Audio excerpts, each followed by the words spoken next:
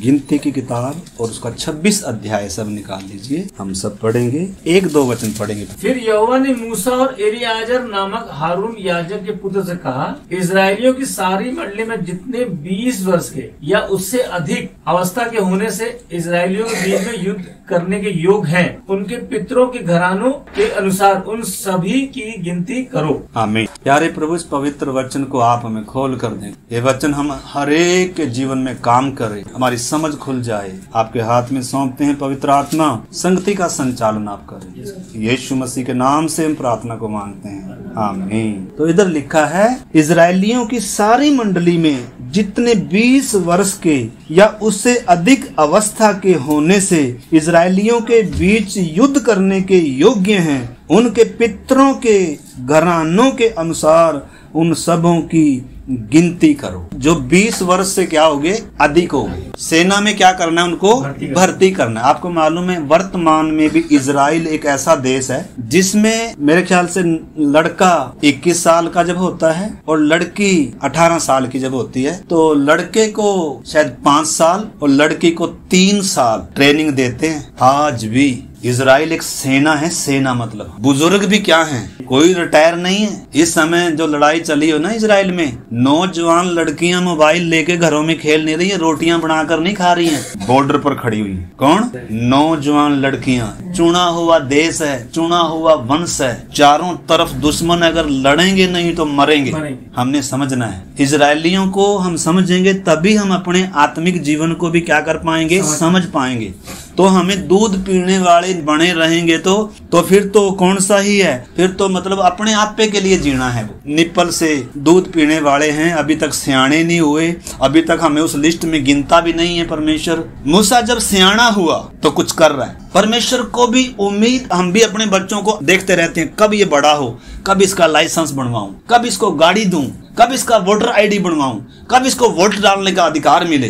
क्या देख रहे हैं? जवान होने की उड़ीक कर रहे हैं। ऐसे ही परमेश्वर भी क्या कर रहा है। तो इसलिए हमें क्या नहीं बने रहना, दूध पीते हुए बच्चे बने नहीं रहना। हमें भी क्या बनना है, कनान देश में कौन ही जाएंगे, सेना जाएगी, सेना। क्योंकि आगे लड़ाई है, उससे पहले उसका ट्रेनिंग पीरियड चलता है। हमारे बीच में ब्रदर राकेश बैठे हुए हैं, ये ट्रेनिंग में गए थे, फौज में भगौड़ा बनकर बैठे हुए, भाग कर आगे। ट्रेनिंग आसान नहीं होती है, परंतु जो ट्रेनिंग से निकल गया, जो ट्रेनिंग से निकल गया, उस पर विश्वास किया जा सकता है। सरकार उस पर भरोसा करेगी, उस पर विश्वास करेगी। वो क्या खाएगा, उसके घर के क्या खाएंगे, क्या पिएंगे, सारी गारंटी सरकार लेती है, जिम्मेदारी सरकार लेती है जिसने उसको भर्ती किया है। बस उसने तो अपना क्या करना है, अपना फर्ज निभाना है। जिसने विश्वास योग्य जानकर मुझे चुना, लाखों में से मुझे चुना और मुझ पर भरोसा किया, अब मैंने अपने भर्ती करने वाले को क्या करना है,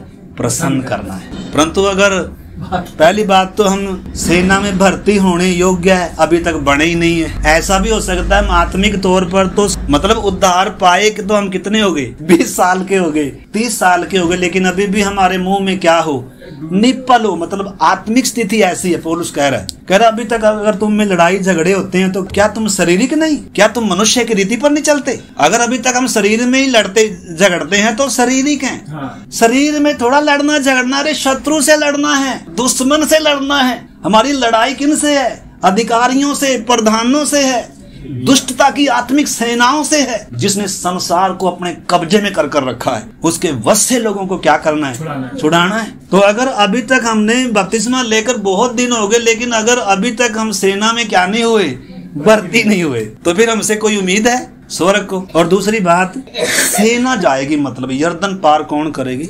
सेना। सेना का मतलब है आपस में भी जुड़ रहे हैं। तो प्रभु भोज बार बार क्यों रखा है, संगति क्यों रखी है, हमने इनको समझना है। आपस में हमें क्या होना है। अगर हमारे हिंदुस्तान के टीम के जो खिलाड़ी हैं, अकेला लड़ सकता है? कुछ लड़ाइयां हम अकेले लड़नी है, लेकिन कुछ लड़ाइयां सामूहिक रीति से लड़ी जाएंगी। कलीसिया सामूहिक झुंड है, मतलब देह है।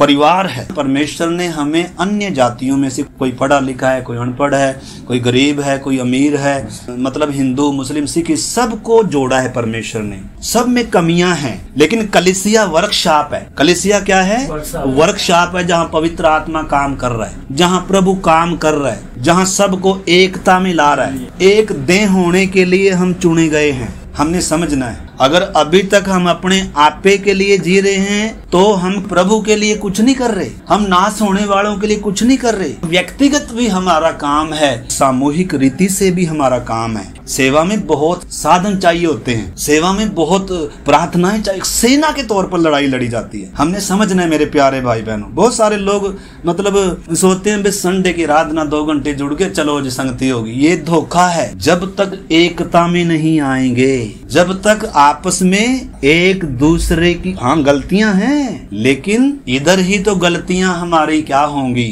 ठीक होंगी। रगड़ रगड़ कर एक दूसरे को सहते हुए एक दूसरे को सहना सीखते हैं। प्रार्थना मतलब आपको मालूम है, पत्थर, पहाड़ से एक टुकड़ा पत्थर का टूटता है ना, तो वो चोंच होती है चारों तरफ, लेकिन वो उधर से रिड़ते आते वो दूसरे पत्थरों से टकराते या कुछ पत्थर नदी में रिड़ते क्या हो जाते हैं, बिल्कुल गोल चिट्टे हो जाते हैं, चिकने हो जाते हैं।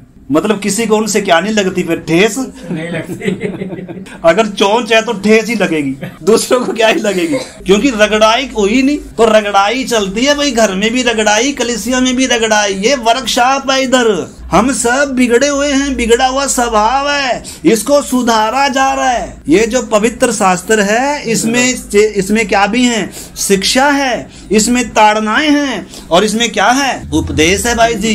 ये दायरों में लाता है हमें, ये हमें रगड़ता है, ये हमें धोता है, ये हमें एक दूसरे के अधीन करता है, हमें आज्ञाकारी बनाता है। यहाँ अपनी डफली और अपना राग नहीं है। फिर कलीसिया का हम भाग नहीं, हम जुड़े ही नहीं है। जुड़ना होगा, प्रभु से भी जुड़ना है और प्रभु के लोगों से भी जुड़ना है, वो है संगति। जैसे हम इधर देखते हैं, ये पेड़ बना रखा, एक जंगली जैतून और एक उत्तम जैतून है। तो ये जो डालियां हैं इस तने के साथ जुड़ी हुई सारी, तो न केवल यीशु के साथ सब जुड़ी हुई हैं, बल्कि आपस में भी एक दूसरे के साथ क्या होना है।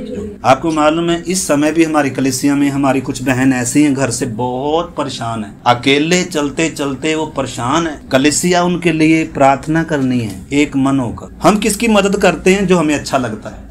गरीब की मदद नहीं करते। हमारी कलीसिया में क्या कोई विधवा है, क्या कोई गरीब है, क्या कोई घर से परेशान है? बस जो हमारा मित्र है हम उसी की मदद करेंगे। अरे भाई, हमारे बहुतों को हमारी प्रार्थनाओं की जरूरत। नए लोग आ रहे हैं, उनका बोझ किसने उठाना? नए लोगों का बोझ पास्टर ने उठाना है। हमारे घर में जो बच्चा बड़ा होता है, छोटों को कौन संभालता है? बड़ा बच्चा संभालता है। ये थोड़ा है माँ, अब बाप और माँ ही क्या करे सारे बच्चों को, और जो बड़े बच्चे खा पी कर आराम से क्या करे, अटकारे मार रहे हैं, वो कुछ भी नहीं कर रहे। घर में पानी का गिलास भी नहीं दे सकते हो, उनसे कोई उम्मीद भी नहीं है। तो ये अनुशासनहीनता है भाई, हमने समझना है। अगर आप बड़े हो गए तो आप जिम्मेदारी संभालो भाई। कलीसिया में आपके लिए काम है, काम पेंडिंग पड़ा हुआ है आपका। तो क्या मैं और आप, कलीसिया में कोई हमारी सेवा है? कलीसिया में हमारा कोई रोल है? अगर नहीं है तो क्या मैं कलीसिया में हूँ, या भी दूध पीने वाला गोद चढ़ कर घूम रहा हूँ? दूध पीने वाला बहुत सारे 5 साल के 6 साल के हो जाते हैं बच्चे, फिर भी बोलते मम्मी मुझे क्या चाहिए, निप्पल में क्या चाहिए। माँ बोलती है अरे तू बड़ा हो गया, अभी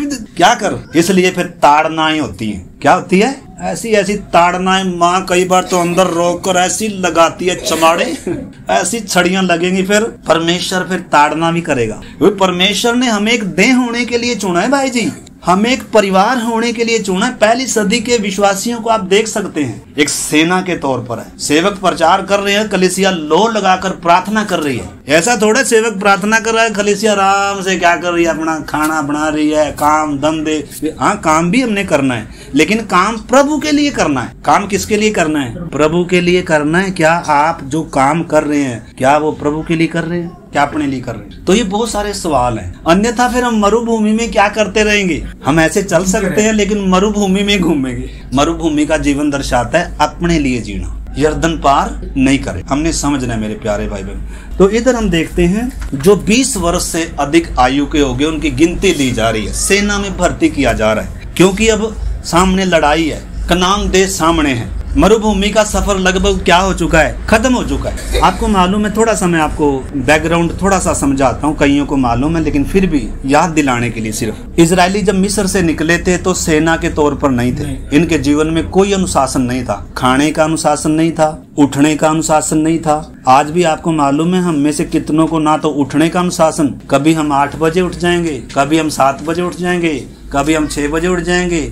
जी किया तो प्रार्थना कर लिया, जी किया तो वचन पढ़ लिया। आप लड़ाई, हम अपनी लड़ाई भी नहीं लड़ सकते। हम शरीर के कर्जदार थोड़ा हैं। अगर शरीर के कर्जदार हैं, अगर शरीर पर जय नहीं पाई, खाने पर जय नहीं पाई, अगर हमने नींद पर जय नहीं पाई, अगर हमने ओढ़ने पहनने पर जय नहीं पाई, तो बताओ फिर आत्मा में जयवंत हो सकते हैं? लिखा जो जय पाएगा वो मेरे साथ मेरे सिंहासन पर क्या करेगा, राज कर। जो जय पाएगा, तो जय पाने के लिए हमारे सामने ये बातें हैं। इस करके हमने समझना मेरे प्यारे भाई बहनों, जब ये मिस्र से निकले थे इनके जीवन में कोई अनुशासन नहीं था। धीरे धीरे परमेश्वर इनको सिखाया, इनको उठना कितने बजे है, इन्होंने खाना कितना है, इन्होंने बटोरना कितना है, इन्होंने जमा कितना करना है। परमेश्वर ने इनको क्या दिया, क्रम दिया है। हमारा जोड़ने का कोई क्रम नहीं है। हम बहुत सारे इस धरती पर जोड़ने में लगे हुए हैं, जोड़ सकते हैं। प्रभु ने साफ कहा है अपना धन कहाँ जोड़ो, उधर जोड़ो। अगर इधर धन है तो इधर ही मन रहेगा, अगर स्वर्ग में है तो स्वर्ग में लगा, स्वर्गीय बातों को निहारेंगे आप। पैसे का लोभ सब प्रकार की बुराई की जड़ है। पैसा एक ऐसी चीज है, इसलिए प्रभु ने क्या कहा, कोई भी 2 स्वामियों की सेवा,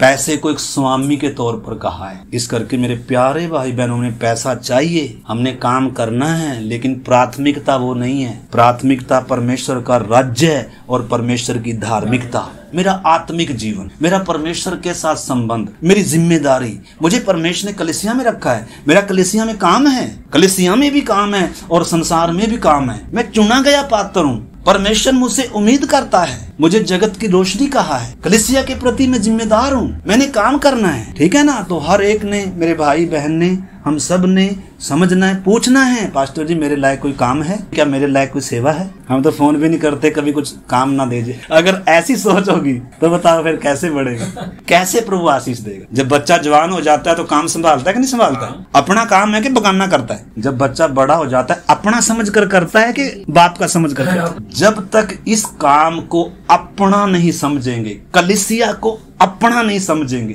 मेरे पिता का घराना है कर कर नहीं समझेंगे, हम सब सांझे के हैं, हम सब एक देह हैं, उसका दर्द मेरा दर्द है, उसका बोझ मेरा बोझ है। हम ऐसे कर कर अगर समझेंगे तभी आत्मिक उन्नति होगी, तभी हम मतलब परमेश्वर हमें बॉर्डर पर लेकर जाएगा। हमने समझना हर एक ने। तो इजरायली जब निकले थे उनको धीरे धीरे सिखाया परमेश्वर ने, मन्ना कितना बटोरना है बताया। अगर ज्यादा बटोर लिया तो दूसरों के साथ बांटना है। अगर मन्ना ज्यादा बटोरा है किसी ने तो जमा नहीं करना, उसको कीड़े पड़ेंगे। उसको क्या करना है?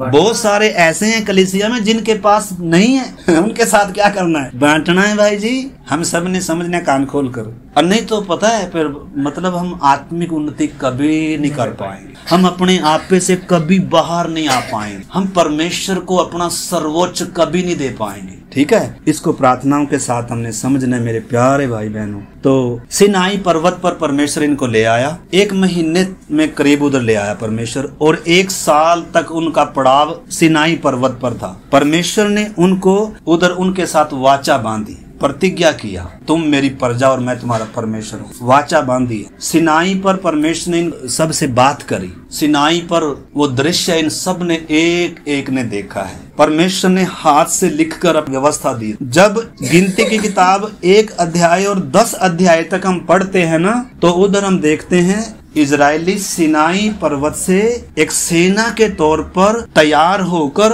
और किधर जा रहे हैं? बॉर्डर की तरफ जा रहे हैं। बस थोड़ा सा समय है बीच में ट्रेनिंग का, बुड़बुड़ाने का कोई बात ही नहीं थी। ये ट्रेनिंग पीरियड था, सिर्फ ये तैयारी थी। सिर्फ बीच में छोटी छोटी लड़ाई भी रखी थी परमेश्वर ने, ताकि बड़ी लड़ाई के लिए तैयार हो जाए। परमेश्वर पूरे सफर में विश्वास योग्य रहा, एक को भी भूखा मरने नहीं दिया। इन्होंने क्या खाना है, क्या पीना है, इनका पड़ाव कहाँ होगा, सारा प्रबंध स्वर्ग कर रहा है, बादल का खंभा आगे आगे है, और सिनाई से जब ये चले अब इनके आगे आगे वाचा का संदूक भी है, मिलाप का तंबू इनके बीच में। अगर किसी ने गलती कर दिया तो अपने पापों को मानते हैं, निर्दोष कोई भेड़ बकरी लेकर आते हैं और परमेश्वर इनके पापों को ढांप रहा है। फिर से इनका परमेश्वर के साथ मेल, एक रास्ता खुला हुआ है। तो पूरा आप देख सकते हैं गिनती 1 अध्याय से 10 अध्याय तक, जैसे एक दुल्हा अपनी दुल्हन की शादी करके और अपने घर की तरफ लेकर जाता है ना, और दुल्हन भी और दूल्हा भी आपस में वाचा बांधते हैं और प्रतिज्ञाएं करते हैं, साथ जीने मरने की कसमें खाते हैं, और एक देह होने के लिए वो क्या करते हैं, समर्पण करते हैं। मजबूरी का संबंध नहीं है ये, बल्कि प्रेम और विश्वास पर आधारित है ये संबंध। अब हम जैसे सोचें या ध्यान करें थोड़ा सा, एक पत्नी अपने पति के साथ शादी कराकर चली और उस पर क्या ही ना हो, भरोसा ही ना हो, उससे जो प्रेम होना चाहिए वो प्रेम ही ना हो, उस पर जो विश्वास होना चाहिए विश्वास ही ना हो, उसने जो उसके लिए जगह तैयार कर रखी, उसने जो उसके लिए घर तैयार कर रखा, उस पर विश्वास और भरोसा ही ना हो। वो जिस नगर से निकल कर आई है, जिस मिस्र से निकल कर आई है, जिस दुनिया को छोड़कर आई है, अगर उसी से उसका प्रेम और मोह हो तो संबंध में मिठास होगी, लड़ाई झगड़े होंगे कि नहीं होंगे? क्योंकि एकता नहीं है, दो है, एक उधर खींच रहा है, एक उधर खींच रहा है। परमेश्वर इनको कनान की तरफ लेकर जा रहा है, बादल का खंभा उधर जा रहा है, लेकिन ये किधर जा रहे हैं? ये मिस्र की तरफ जा रहे हैं, जो दुनिया छोड़ दी थी, जिस दुनिया से निकल कर आए थे, जिस मिस्र से परमेश्वर ने इनको छुटकारा दिया था, उस मिस्र को बार बार क्या कर रहे थे? पीछे मुड़कर देख रहे थे। परमेश्वर पूरे सफर में विश्वास योग्य था, वफादार था, मन्ना हर दिन गिरा है। जिस दिन इन्होंने बछड़ा बढ़ाया उस दिन भी मन्ना गिरा था, लेकिन ये क्या निकले? अनाज्ञाकारी निकले। ये क्या निकले? बुड़बुड़ाने वाले निकले, मूर्ति पूजक निकले, बलवा करने वाले निकले। और मिस्र की चाहत इनके अंदर थी। अरे वहाँ तो खीरे खरबूजे खाते थे, वहाँ तो लहसुन प्याज थे, गंदने थे। अरे मूसा तू हमें यहाँ मरने के लिए क्यों ले आया? अरे हम तो पहले ही अच्छे थे। क्या कर रहे हैं? ये किसको दर्शा रहे हैं? ये मुझे और आपको बता रहे हैं, ये इजरायली हमारी छाया है। कहीं हम भी तो ऐसे नहीं करते? आपको मालूम है बपतिस्मा, लाल समुंदर ने इनको मिस्र से क्या कर दिया? संसार से क्या कर दिया? अलग कर दिया।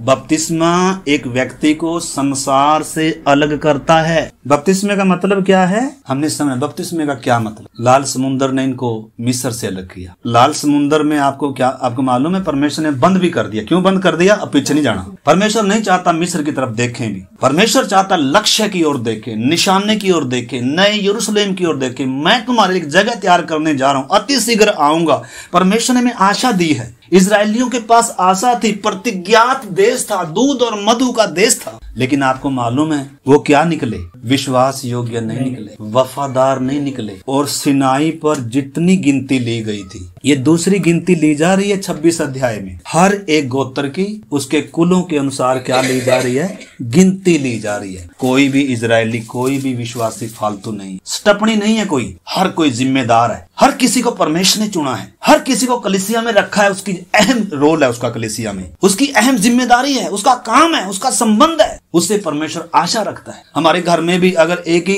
करने वाला और बाकी सारे खाने वाले हों तो कैसा रहेगा? हमारे घर का सिस्टम बिगड़ जाएगा, हमारे घर की शांति चली जाएगी। हमारे घर में 2 जन अगर 2 ही एक मन नहीं हो तो घर में शांति थोड़ा होगी। मतलब जो जीवन आनंद का होना चाहिए, जो संबंध प्रेम और विश्वास का होना चाहिए, वो ही संबंध कैसे हो गया? दुख का हो गया। निराश हैं, दुखी हैं। क्यों हैं? क्योंकि 2 मन हैं। एक का मन कहीं और है, एक का मन। मेरा और आपका अगर प्रभु के साथ एक मन नहीं होगा तो बताओ शांति कहाँ से मिलेगी? शांति कहाँ से मिलेगी? आनंद कहाँ से मिलेगा? लेकिन जब तक 2 व्यक्ति परस्पर सहमत नहीं है वो इकट्ठे नहीं चल सकते। परमेश्वर के साथ मैंने और आपने उसके मन के अनुसार का बनना है। दाऊद के बारे में लिखा है, दाऊद मेरे मन के अनुसार का व्यक्ति है। गलतियां हैं तो भी पापों को मानता है, गलतियों को मानता है। परमेश्वर को ऐसा जीवन क्या है? ये नहीं है कि हम सारे सिद्ध धर्म में से कोई गलती नहीं है, मुझ में भी है भाई जी। लेकिन गलती को मानना, गलती को छोड़ना, स्वीकार करना, सरेंडर करना, प्रभु तेरी मर्जी मेरे जीवन में हो। तो किसके बारे में सीख रहे हैं? हमसे पहले जो विश्वासी थे वो सारे क्या हो गए? फेल हो गए। कैसे फेल हो गए वो देख रहे हैं। क्यों देख रहे हैं? ताकि हम क्या ना हो, फेल ना हो। जैसे उन्होंने बलवा किया, जैसे उन्होंने आज्ञा तोड़ी, जैसे उन्होंने मिस्र की तरफ जा रहे थे,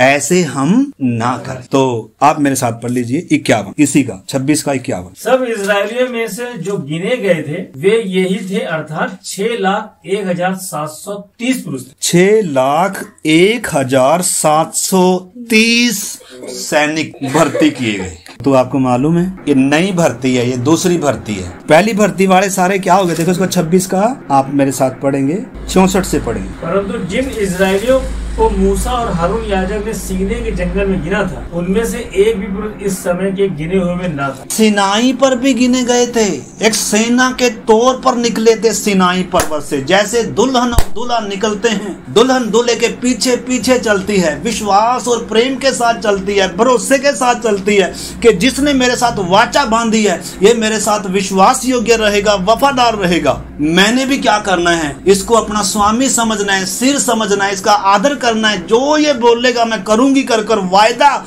प्रतिज्ञा और वाचा बांध कर दोनों प्रेम का रिश्ता शुरू हुआ था। परमेश्वर का इंसान के साथ प्रेम का रिश्ता शुरू हुआ था। परमेश्वर ने कभी भी इंसान के ऊपर बोझ नहीं डाला। परमेश्वर कभी भी जुआ, आपको मालूम है यीशु मसीह कहता है, हे बोझ से थके हुए लोगों, थके मांदे हुए लोगों मेरे पास आओ, मैं तुम्हें क्या दूंगा? विश्राम देता है यीशु, बोझ नहीं है। परंतु अगर हमें सेवा करना बोझ लगता है प्रभु की, अगर हमें उन्हीं की सेवा करना अच्छा लगता है जिनकी हम पहले करते थे। यहोशू ने कहा था एक जगह आकर, भाई मैं तो मेरे घर आने के साथ मेरे परमेश्वर की सेवा करूंगा, अब तुम चुन लो, तुम यहोवा परमेश्वर की सेवा करोगे या उनकी सेवा करोगे जिनकी तुम मिस्र में करते आए हो। सेवा तो आपको करनी ही करनी पड़ेगी। शैतान सेवा लेगा, हर किसी को क्या कराएगा? अगर प्रभु की सेवा करनी अगर बोझ लग रही है तो किसी न किसी को तो क्या करनी पड़ेगी? सेवा करनी पड़ेगी। और शांति फिर नहीं मिलेगी, आनंद फिर नहीं मिलेगा। कोई प्रभुता तो जरूर करेगा, लेकिन यीशु मसीह की जो जुआ उठाएगा, यीशु ने कहा मेरा जुआ अपने ऊपर ले लो और मुझसे क्या करो? सीखो। परंतु बहुत सारे हैं जुआ लेने के लिए क्या नहीं है। आपको मालूम है जब बैल बड़ा हो जाता है तो अगर उसके गर्दन पर जुआ नहीं रखा तो क्या होता जाएगा? और किसी के काबू नहीं आएगा। तो यीशु मसीह कह रहा है मेरा जुआ जिम्मेदारी, काम, पिता की इच्छा पूरी करनी, पिता की एक मर्जी है, सारा जगत उद्धार पाना है। मैंने और मेरे घराने नहीं थोड़ा पाना है, सारे जगत का उद्धार होगा। कब होगा? जब मैं जगत के लिए ज्योति बनूंगा, जब मैं प्रभु का काम करूंगा। मुझे भी परमेश्वर ने चुना है, मैं क्या खाऊंगा क्या पीऊंगा सारी जिम्मेदारी स्वर्ग लेगा। कब लेगा? लिखा पहले तुम उसके राज्य और उसकी धार्मिकता की क्या करो? खोज कर, ये सब वस्तुएं भी तुम्हें मिल जाएंगी। आज मेरे से परमेश्वर क्या उम्मीद रखता है? मैं कनान के कितना दूर हूँ, मैं मरुभूमि के कौन से पड़ाव पर हूँ? क्या मैं अपने लिए जी रहा हूँ? क्या मैं आज भी बुड़बुड़ा रहा हूँ? क्या मैं परमेश्वर में आनंदित हूँ, धन्यवादित हूँ? इनको परमेश्वर के प्रति धन्यवादित होना चाहिए था, चाहे दुख आए चाहे तकलीफ आए। क्यों? क्योंकि परमेश्वर मेरे साथ सदा भला है, आगे आगे चल रहा है, परमेश्वर ही लेकर आ रहा है। अगर ये तकलीफ आई है तो इसमें भी परमेश्वर ही लेकर आया। कोई बात नहीं, प्रभु इसका सामना करने के लिए मुझे अनुग्रह दे। प्रभु मैं पीछे नहीं जाऊंगा, प्रभु मैं बुड़बुड़ाऊंगा नहीं, प्रभु मैं सवाल नहीं उठाऊंगा। ऐसा कर कर क्या कर सकते थे? परमेश्वर के प्रति धन्यवादित हो सकते थे, परमेश्वर की भलाइयों को पीछे मुड़कर याद कर सकते थे। कैसे इसने हमें गुलामी से छुड़ाया, कैसे किसी ने हमारे ऊपर भारी जुआ डाल कर रखा था, हमारे ऊपर कोई ताकतें राज कर रही थी, उस भट्ठे से कोई हमें छुड़ाने वाला नहीं था। हमारे परमेश्वर ने हमें छुड़ाया, चरवाहा बनकर आगे आगे चल रहा है और हर दिन ताजा भोजन है, चट्टान से पानी है और एक प्रतिज्ञा देश हमारा इंतजार कर रहा है। और हम धन्यवाद के साथ उधर बढ़ना था कि नहीं बढ़ना था, लेकिन ये क्या करते रहे? ये बुड़बुड़ाते रहे। इस करके बार बार कह रहा है जैसे इजरायलियों ने किया ऐसा हम ना करें। हम क्यों सीख रहे हैं इजरायलियों का जीवन? वो हमारे लिए दृष्टांत हैं, हमारे लिए चेतावनी है, ताकि जैसा उन्होंने किया ऐसा हम ना करें। उन्होंने परमेश्वर को दिल दुखाया, परमेश्वर के साथ विश्वासघात किया, वो बुड़बुड़ाने वाले बने, वो मिस्र को चाहने वाले बने। उन्होंने कभी आगे की तरफ नजर नहीं उठाई, वो पीछे की तरफ देखते थे। जब परमेश्वर उनको कोई बड़ा चमत्कार करता था तो आनंदित से हो जाते थे,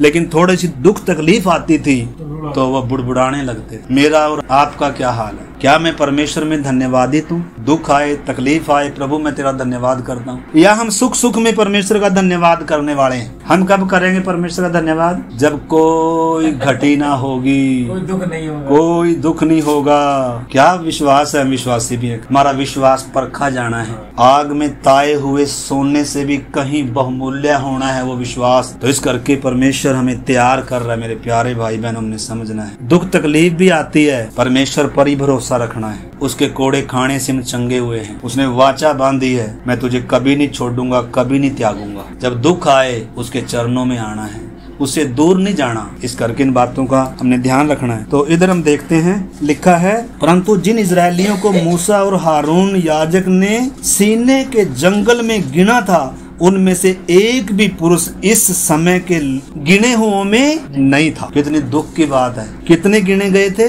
क्योंकि यहोवा ने उनके विषय में कहा था, वे निश्चय जंगल में मर जाएंगे। इसलिए यपुन्ने के पुत्र कालेब और नून के पुत्र यहोशू को छोड़ उनमें से एक भी पुरुष ना बचा। तो पहली गिनती कितनी हुई थी?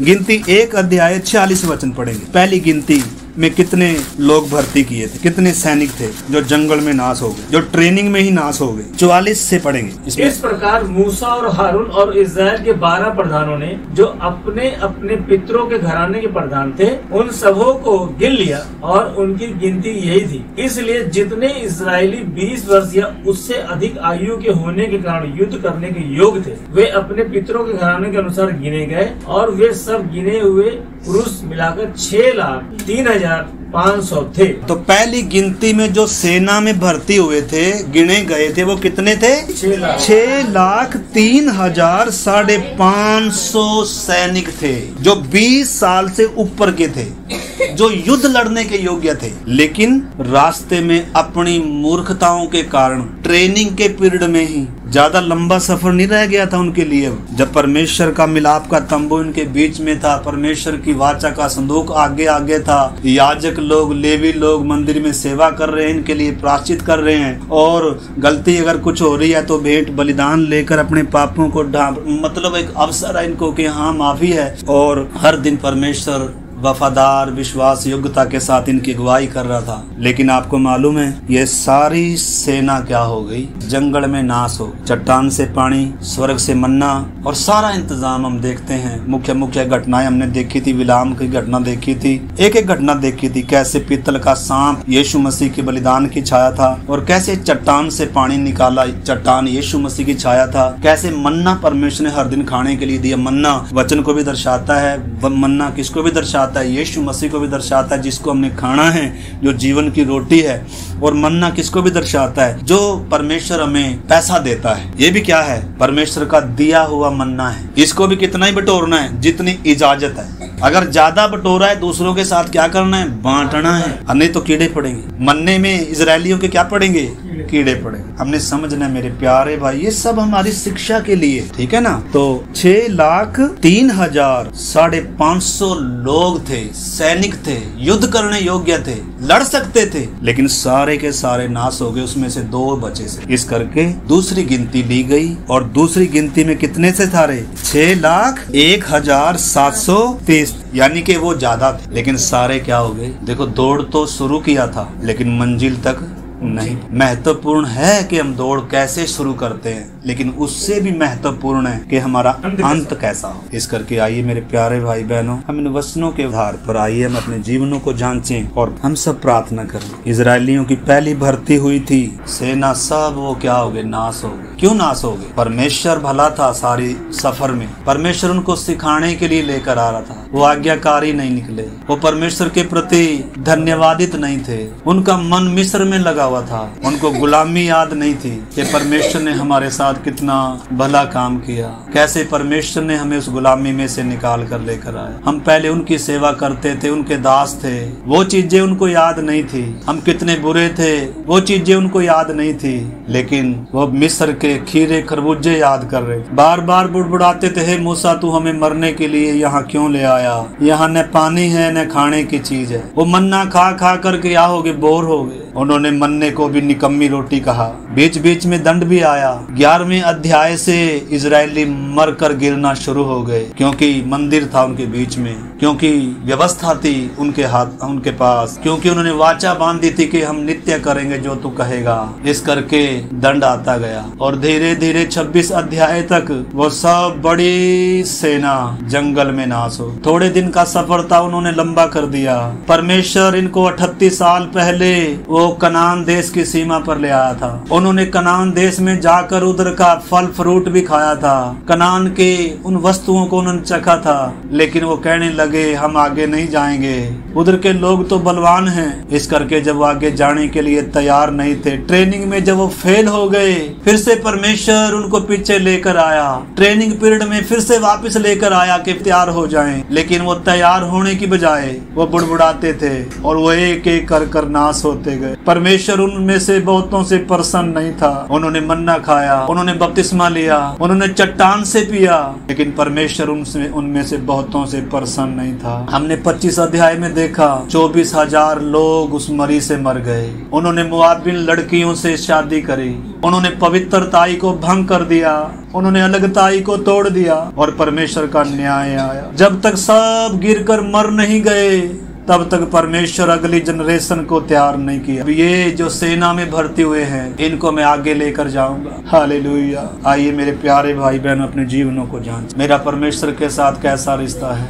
क्या मैं मसीह जीवन में परमेश्वर के प्रति धन्यवादित हूँ, या मेरे मन में निराशाएं हैं, शिकायतें हैं, बुड़बुड़ाना है, अनाज्ञाकारिता है? आइए हम अपने जीवन को जांचें। अगर कनान में जाना है तो सेना के तौर पर हमें तैयार होना होगा, हमें एकता में आना होगा, हमें सामूहिक रीति से एकता में आना होगा, अपने स्वार्थों को त्यागना होगा, अपने स्वयं को त्यागना होगा। आइए हम यीशु की खुशी के लिए, परमेश्वर की मर्जी के लिए, आइए एक समर्पित जीवन, एक अनुशासित जीवन जीने के लिए हम समर्पण करें। प्रभु बीते दिनों में जो मेरे जीवन से गलती, पाप, गुनाह हुए, मूर्खताएं हुई, प्रभु उनको क्षमा कर। आगे से प्रभु मैं तेरी इच्छा के अनुसार, तेरे वचन के अनुसार, तेरी आत्मा की अगुवाई में जीना और चलना चाहता हूँ। प्रभु जो तूने मेरे लिए राज्य तैयार किया, मैं उसके लिए तैयार होना चाहता हूँ। प्रभु जी तेरी आगमन को प्रिय जानूं, मैं पीछे की दुनिया की तरफ ना देखूं। प्रभु जी मैं शरीर और शरीर की बातों पर मन ना लगाऊं। प्रभु जी मैं आत्मिक बातों पर मन लगाऊं, मैं स्वर्गीय बातों पर मन लगाऊं। प्रभु जी प्रभु हम सबको ऐसा अनुग्रह दे, कृपा दे, बुद्धि ज्ञान समझ दे। प्रभु जी जिन्होंने अभी तक सेना में भर्ती नहीं हुए, प्रभु जी जिन्होंने अभी तक अपनी जिम्मेदारियों, अपने कामों को पहचाना नहीं है, प्रभु जी विनती करते इन दिनों एक एक से आप बात करें। जब तेरा आगमन इतना करीब है, हमारे पास समय जब इतना थोड़ा है, हम सबको आप अनुग्रह दे, कृपा दे, सहायता कर। धन्यवाद आज की संगति, आज के वचनों के लिए। ये वचन हम हर एक के हृदयों में लिखे रहे प्रभु जी। इन वचनों को बार बार मनन करें प्रभु, ताकि जैसे इजरायलियों ने बेवफाई करी, अनाज्ञाकारिता करी, बुड़बुड़ाए प्रभु जी, और मिस्र को लौटने का बार बार मन बनाया, बलवे किए, आपके प्रति धन्यवादित ना होकर प्रभु हमें ऐसा अनुग्रह दे, हम उनकी चाल ना चले प्रभु जी, हम आपके पद चिन्हों पर चलें, हम आप पर भरोसा रखें, आपके साथ साथ चले हम, ऐसा आप हमें अनुग्रह कर। धन्यवाद, सारा आदर, सारी महिमा हम आपको देते हैं। धन्यवाद आपने हमारी प्रार्थना को सुना, प्रार्थना को हमारे उद्धारकर्ता प्रभु यीशु मसीह के नाम से मांग, आमीन।